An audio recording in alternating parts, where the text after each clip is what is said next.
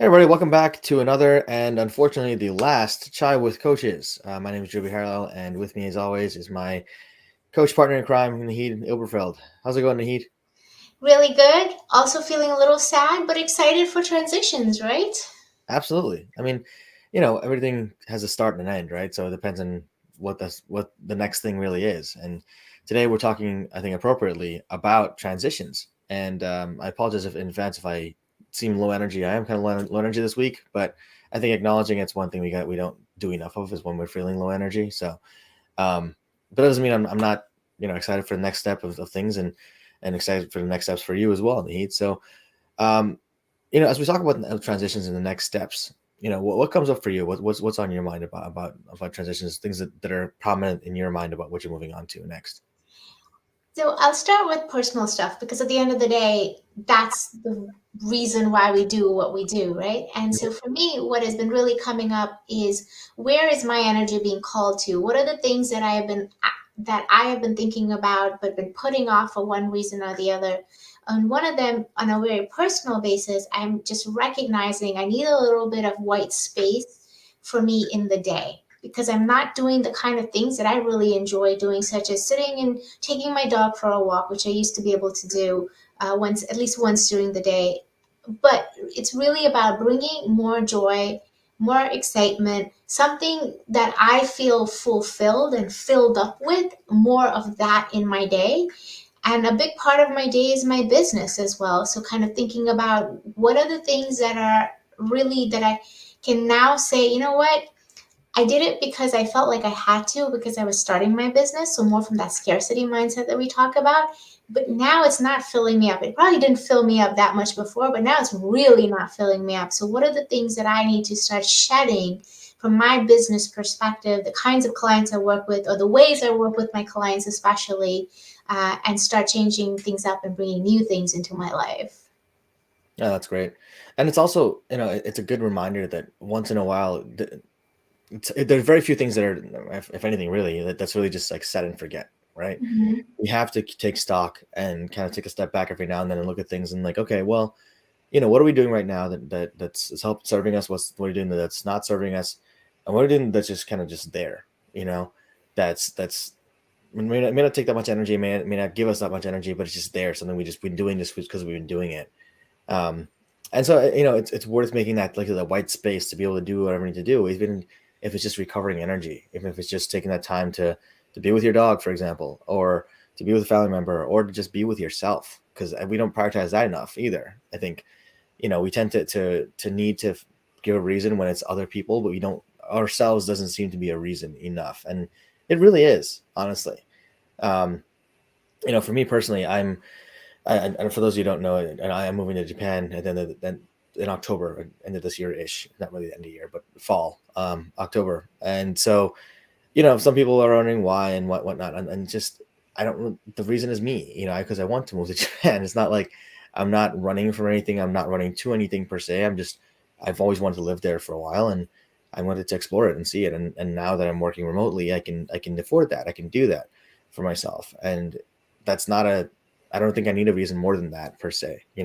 It's like, oh well, why can't you just do it from here? I could absolutely, I absolutely could do it from here, but I don't really want to. I want to continue to explore the world and see things, different places and different people and all the things that I want to see. And now's the time to do it. And if not now, then when? Right? Exactly. It doesn't get any easier, right? I mean, that when I had a transition, and I'm sure you must have felt the same way when you were transitioning from a corporate career, and there's all this fear, which is another big part of transitions, right? That's what keeps us stuck in the status quo so often. There was a huge deal of fear, and my parents asked me, "Oh, so you have another job lined up?" I'm like, "No."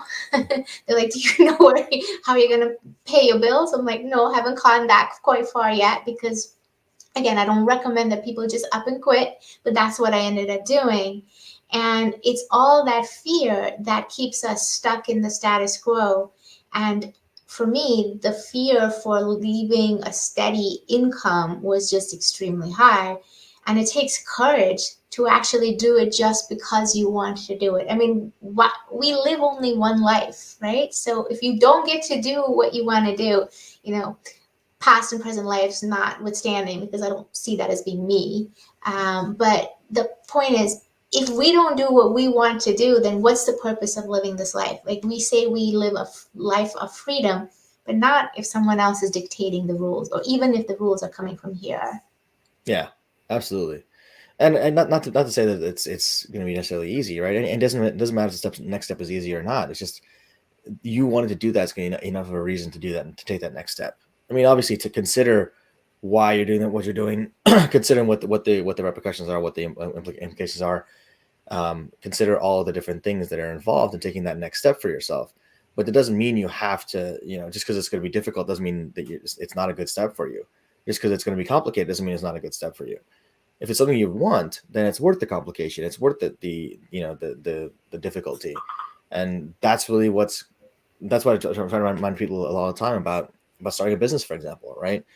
It's not for everyone, and it's difficult. It's very difficult. It's going to be very trying. It's going to be, it can get on your last nerve sometimes, right? But ultimately, if it's what you want to do, being difficult, withstanding, being challenging, being frustrating, whatever. If it's what you want to do, it's still worth it, right? And one of the biggest reasons people hire coaches, there are many reasons, but one of the biggest ones is transitions, right? Going through a transition, navigating transitions, something that great coaches are can be essential, right? In navigating some transitions. A lot of times, when folks hire me, when they're doing work in organizations, is when they're transitioning between roles, right, from to a higher Mhm. leadership role. Business owners, when they're feeling that lull, that stuckness, it's when they're trying to transition between an old identity and the new one, right? And I'm sure with you, that's the same thing is true. That Naheed. Yeah, absolutely. And, I was just kind of thinking about what you said about things are not easy. I went to Chicago thinking, okay, Chicago, it's within the same country, we speak the same language, you drive using the same rules. And within the first couple of months, I got myself into so much trouble over things that I had never done before.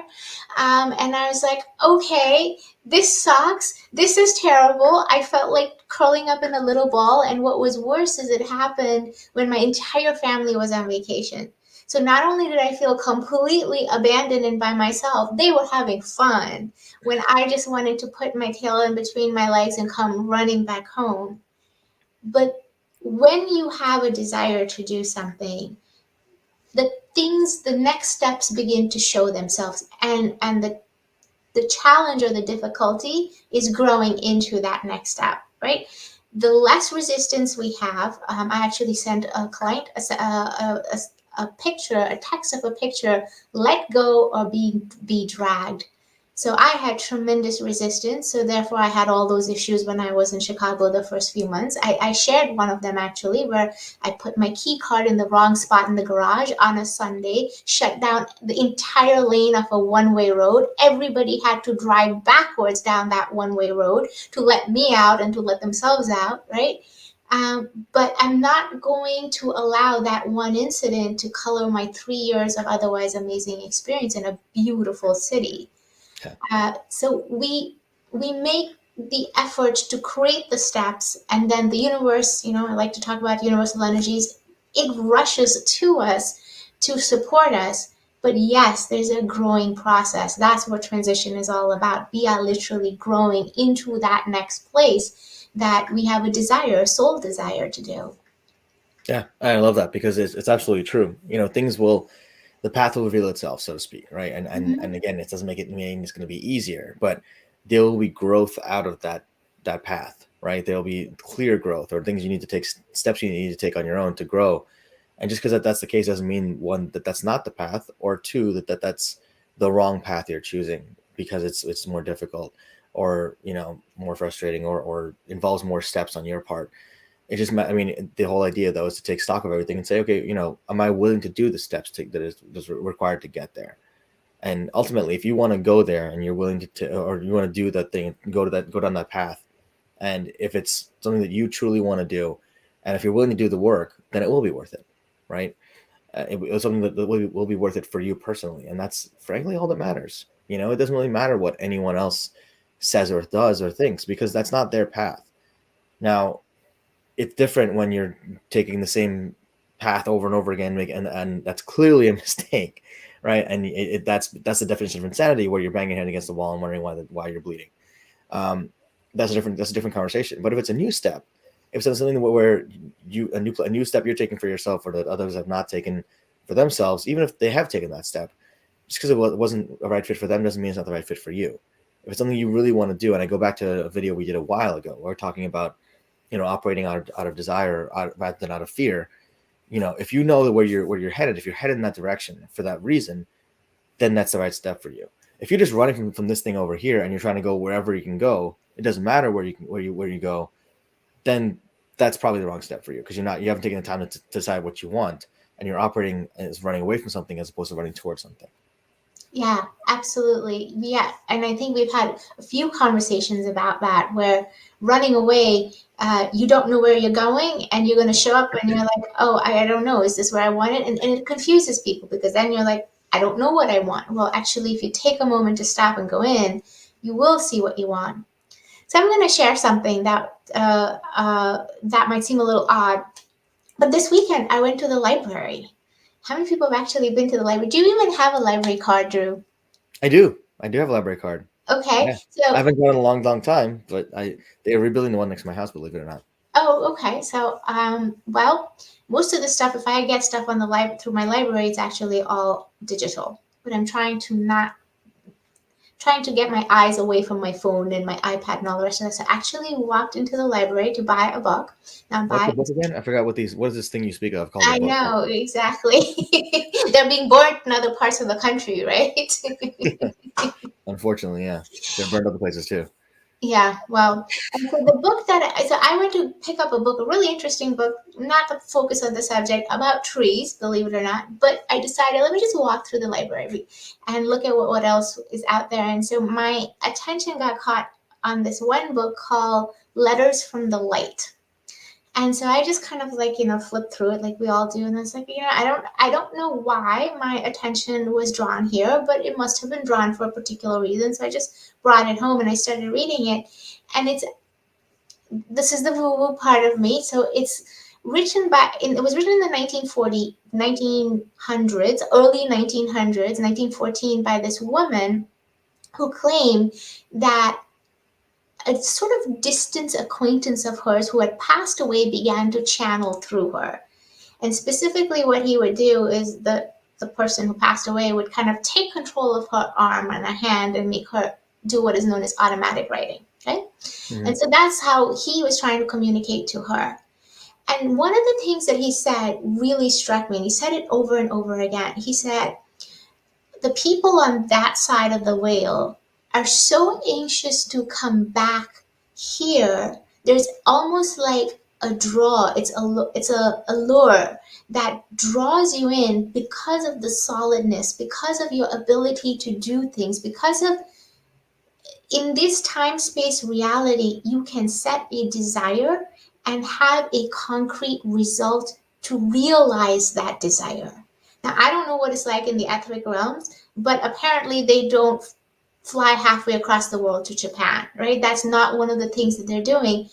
But they miss it so much. They said that that's why people come back here because they like the groundedness that we have over here. And that kind of gave me this really strong impression that, you know what, I feel like I'm wasting my life if I'm not really taking charge of what my experiences are. And, it seems like a roundabout way to say, if by the end of your life, if you go back and you look at it, are you even going to remember the things you did because they were so mundane? Or are there things in there that are going to make you feel excited?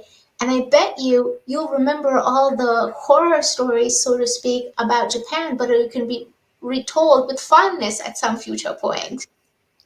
Yeah, I mean, and that goes back to, first of all, I've heard that also, that a concept of like the souls or whatever, when they come back because they want to experience life here again, and I don't how much I believe about that, I don't know sometimes, but there are amazing, amazing experiences here, and about that whole frame thing, right? Like how you frame things and the experience. it could be framed as a horror story, or it could be framed as a really funny story, right? I'm looking back to when I moved to Boston the first time. I was there with my parents, and we're trying to move everything in, and we're trying to find a post office, and it was, I don't know if I told you the story before, but it was like we couldn't find a we we're downtown Boston, right next to the Commons, and that's where my apartment was, and we're driving around for like 3 hours looking for the post office. So we this is before Google Maps was really great about this kind of stuff. So we didn't really have that facility to us, and we also didn't have smartphones. I had a Razor, Motorola Razor, Yeah, and I had that.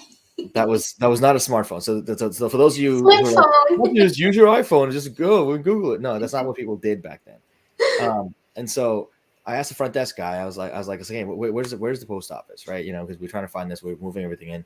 He's like, "Oh, it's go down here, make a left, and make a right on New Chatham Street." I'm like, "All right, cool, New Chatham Street." And we look for New Chatham Street. So we're literally driving around for another 30 minutes looking for New Chatham Street.